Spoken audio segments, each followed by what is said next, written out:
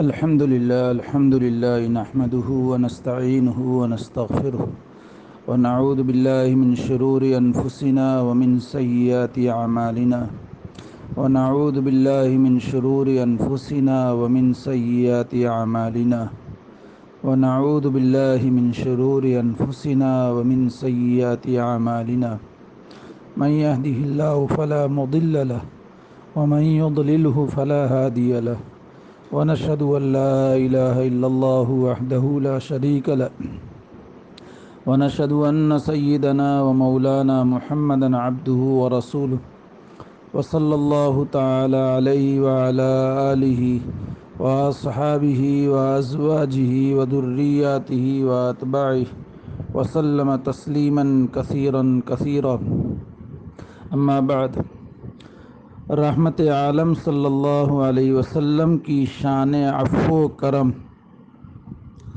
کفار مکہ 21 سال تک رسول اکرم صلی اللہ علیہ وسلم اور آپ کے نام لیواؤں کو ستاتے رہے، یعنی مکہ معظمہ کے 13 سال اور مدینہ منورہ کے 8 سال فتح مکہ تک کا یہاں تذکرہ ہے، اس لیے 21 فرمایا ہے۔ ظلم و ستم کا کوئی حربہ ایسا نہ تھا جو انہوں نے خدا واحد کے پرستاروں پر نہ آزمایا ہو، حتیٰ کہ وہ گھر بار اور وطن تک چھوڑنے پر مجبور ہو گئے۔ لیکن جب مکہ فتح ہوا تو اسلام کے یہ بدترین دشمن مکمل طور پر رسول اکرم صلی اللہ علیہ وسلم کے رحم و کرم پر تھے، اور آپ کا ایک اشارہ ان سب کو خاک و خون میں ملا سکتا تھا۔ لیکن ہوا کیا؟ ان تمام جباران قریش سے جو خوف اور ندامت سے سر نیچے ڈالے آپ کے سامنے کھڑے تھے، آپ نے پوچھا، تمہیں معلوم ہے کہ میں تمہارے ساتھ کیا معاملہ کرنے والا ہوں؟ انہوں نے دبی زبان سے جواب دیا، اے صادق، اے امین، تم ہمارے شریف بھائی اور شریف برادر زادے ہو، یعنی بھتیجے ہو، ہم نے تمہیں ہمیشہ رحم دل پایا ہے۔ آپ نے فرمایا، آج میں تم سے وہی کہتا ہوں جو یوسف علیہ السلام نے اپنے بھائیوں سے کہا تھا۔ حضور صلی اللہ علیہ وسلم نے فرمایا، تم پر کچھ الزام نہیں، جاؤ، آج تم سب آزاد ہو۔ صلی اللہ علیہ وسلم۔ کتاب الشفاء، ابن ہشام۔ فطرت سلیمہ۔ آپ تمام احوال و اقوال و افعال میں کبائر سے اور محققین کے نزدیک صغائر سے بھی معصوم تھے۔ کبائر بڑے گناہ، صغائر چھوٹے گناہ، اور آپ سے کسی قسم کی وعدہ خلافی یا حق سے اعراض کا صدور ممکن ہی نہ تھا، نہ قصداً، نہ سہواً، نہ صحت میں، نہ مرض میں، نہ واقعی مراد لینے میں، نہ خوش طبعی میں، نہ خوشی میں، نہ غضب میں، نشر الطیب، ایفائے عہد پورا کرنا۔ جنگ بدر کے موقع پر مسلمانوں کی تعداد بہت قلیل تھی اور مسلمانوں کو ایک آدمی کی اشد ضرورت تھی۔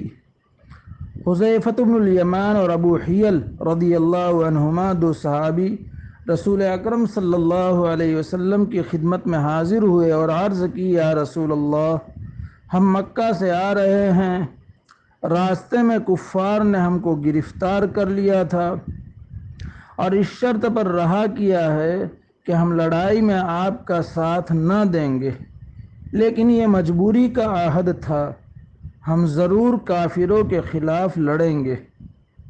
حضور صلی اللہ علیہ وسلم نے فرمایا، ہرگز نہیں، تم اپنا وعدہ پورا کرو اور لڑائی کے میدان سے واپس چلے جاؤ، ہم مسلمان ہر حال میں وعدہ پورا کریں گے، ہم کو صرف خدا کی مدد درکار ہے۔ صحیح مسلم، باب الوفاء بالعہد، صفحہ 79، جلد دوم۔ حضرت عبداللہ ابن ابی الحماد رضی اللہ تعالیٰ عنہ بیان کرتے ہیں کہ بعثت سے پہلے میں نے حضور نبی اکرم صلی اللہ علیہ وسلم سے کوئی چیز خریدی، کچھ رقم باقی رہ گئی، میں نے حضور صلی اللہ علیہ وسلم سے وعدہ کیا کہ اسی جگہ لے کر حاضر ہوتا ہوں، پھر میں بھول گیا۔ 3 دن کے بعد مجھے یاد آیا، میں وہاں پہنچا تو کیا دیکھتا ہوں کہ حضور صلی اللہ علیہ وسلم اسی جگہ تشریف فرما ہے۔ حضور صلی اللہ علیہ وسلم نے مجھ سے فرمایا، تم نے مجھے مشقت میں ڈال دیا، 3 دن سے اسی جگہ تمہارا انتظار کر رہا ہوں۔ ابو داؤد نے اس کو روایت کیا۔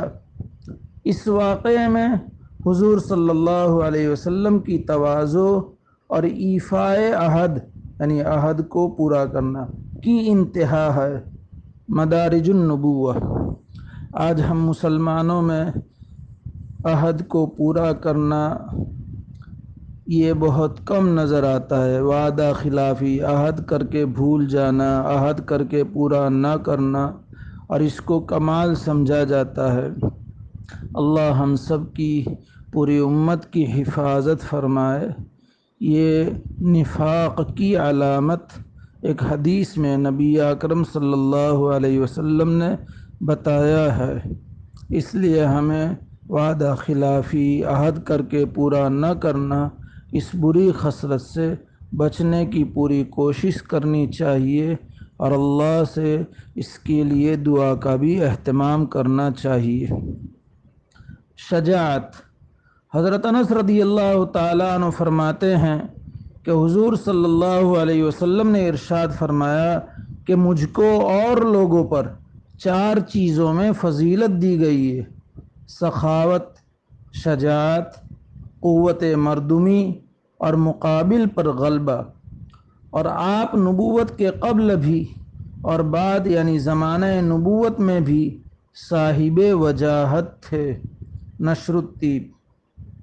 غزوہ حنین کے موقع پر کفار کے تیروں کی بوچھار سے صحابہ کرام میں ایک قسم کا ہیجان، پریشانی اور تزلزل اور ڈگمگاہٹ پیدا ہو گئی تھی، مگر حضور اکرم صلی اللہ علیہ وسلم نے اپنی جگہ سے جنبش تک نہ فرمائی۔ آپ اپنی جگہ سے بالکل نہ ہٹے، حالانکہ گھوڑے پر سوار تھے، اور ابو سفیان ابن حارث رضی اللہ تعالیٰ عنہ آپ کے گھوڑے کی لگام پکڑے کھڑے تھے۔ کفار چاہتے تھے کہ حضور صلی اللہ علیہ وسلم پر حملہ کر دیں، چنانچہ آپ گھوڑے سے اترے اور اللہ تعالیٰ سے مدد مانگی، اور زمین سے ایک مشت خاک لے کر دشمنوں کی طرف پھینکی تو کوئی کافر ایسا نہ تھا جس کی آنکھ اس خاک سے نہ بھر گئی ہو۔ حضور صلی اللہ علیہ وسلم نے اس وقت یہ شعر پڑھے: انا النبی لا کذب انا ابن عبد المطلب، میں نبی ہوں، اس میں کذب نہیں، جھوٹ نہیں، میں عبد المطلب کی اولاد ہوں۔ اس روز آپ سے زیادہ بہادر، شجاع اور دلیر کوئی نہ دیکھا گیا۔ مدارج النبوہ۔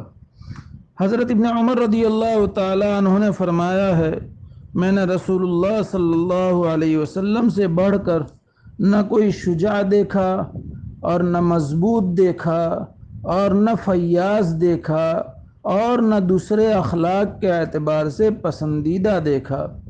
اور ہم جنگ بدر کے دن رسول اللہ صلی اللہ علیہ وسلم کی آڑ میں پناہ لیتے تھے، اور بڑا شجاع یعنی بہادر وہ شخص سمجھا جاتا تھا جو میدان جنگ میں آپ سے نزدیک رہتا جب آپ دشمن کے قریب ہوتے تھے، کیونکہ اس صورت میں اس شخص کو بھی دشمن کے قریب رہنا پڑتا تھا۔ نشر الطب۔ اللہ تعالیٰ اس کہنے سننے کو قبول فرمائے، کہنے والے کے لیے، سننے والوں کے لیے، اقوام عالم کے لیے اسے ہدایت کا، نجات کا، امن کا ذریعہ بنائے، فتنوں سے حفاظت فرمائے۔